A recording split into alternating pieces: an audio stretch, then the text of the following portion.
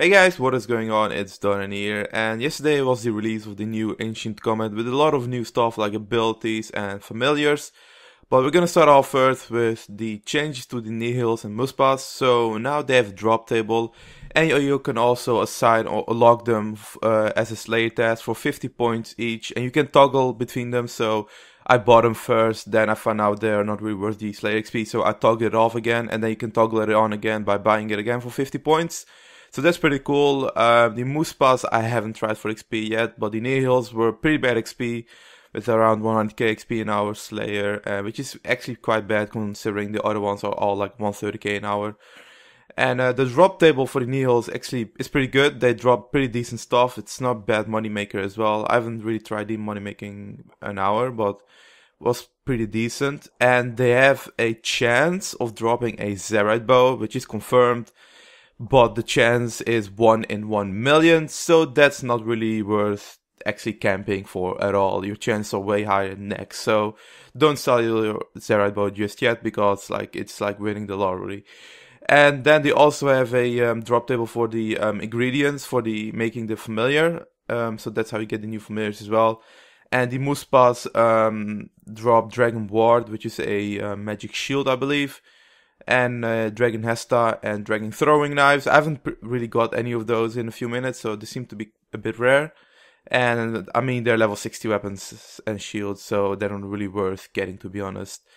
So the Niels dropped the ingredients for making new familiars. And there are 4 new familiars, and for each representing their own style. So you have got Blood, Ice, Shadow, and Smoke. And each familiar has a chance of applying a hidden accuracy. I don't know how much the hidden accuracy is. Or debuffing the target's defense. So if you're fighting for next, for example, it has a chance of maybe doing 5 or 10% defense buff. So she has less defense. But I'm not totally sure. We don't have the numbers on the homepage. But I believe they also said you also have a 5% accuracy increase as a passive. So like you have 5% constant boost to your accuracy for each of their styles. So the Blood is a melee familiar, so it's gonna give you 5% melee buff. The Shadow is a ranged one, and the other 2 are both magic. So if I want to go do some KK mess and I want some accuracy boost for magic, I'll take my Ice or my Smoke for the 5% increase. So that's pretty cool. The familiars don't really seem bad at all, actually. It's not good for soloing. I already use my pack yak, but if you're in a group, then these familiars are actually pretty good.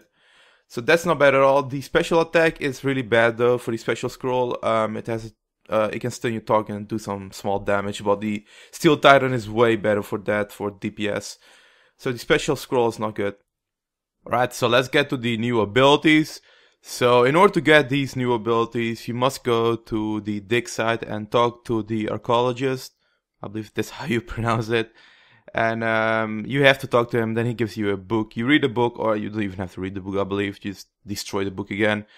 And you have 3 or 4 new abilities, actually. 3 thresholds. I thought we were getting ultimates, but apparently we got thresholds, which isn't bad, but we actually need some new ultimates as well. And we got 1 new ultimate, which is for the HP one. Alright, so the melee one, the melee threshold is called Blood Tendrils, and all of these new abilities are tentacles based, so I wonder what they have been watching when they've made stuff. But the melee one is basically like Slaughter. It's a damage over time, and it deals up to 100% weapon damage for your first hit, and then it does 90% damage over time.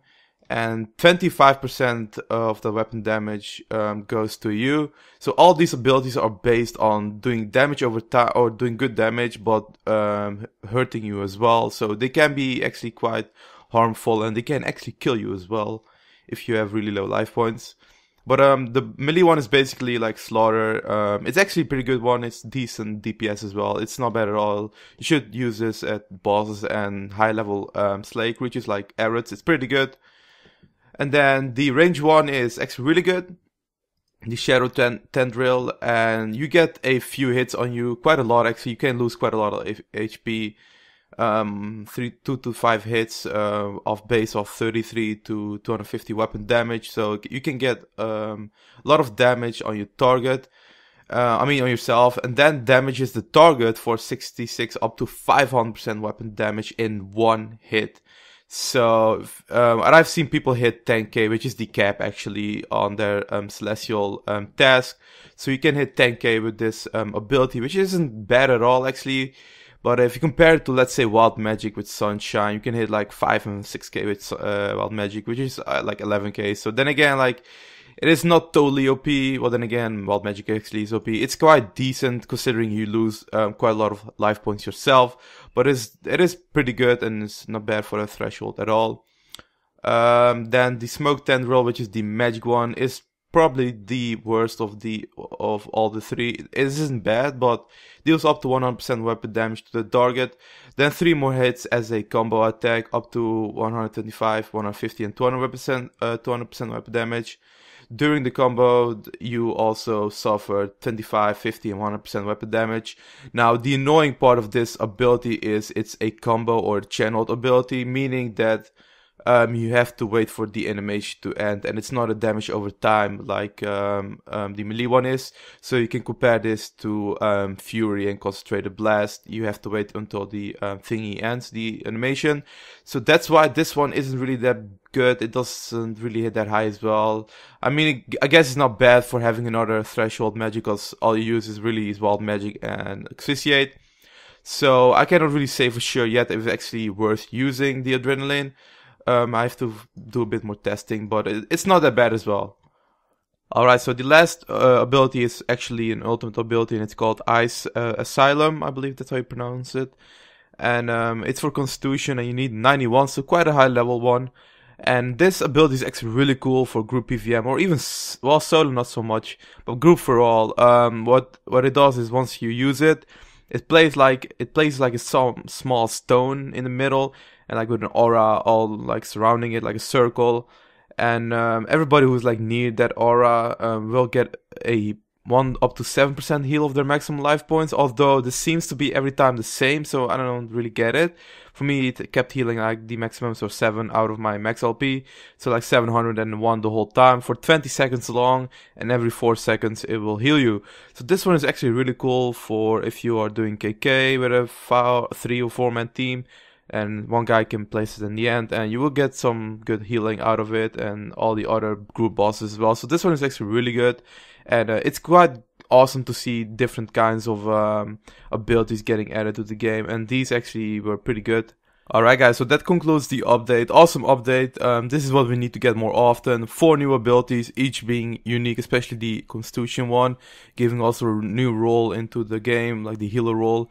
And the familiars are pretty cool looking as well. I like the running animation. So that's awesome. Awesome update. Nothing really to complain about. So thanks for watching. If you have a question, be sure to leave a comment. And I'll see you next time.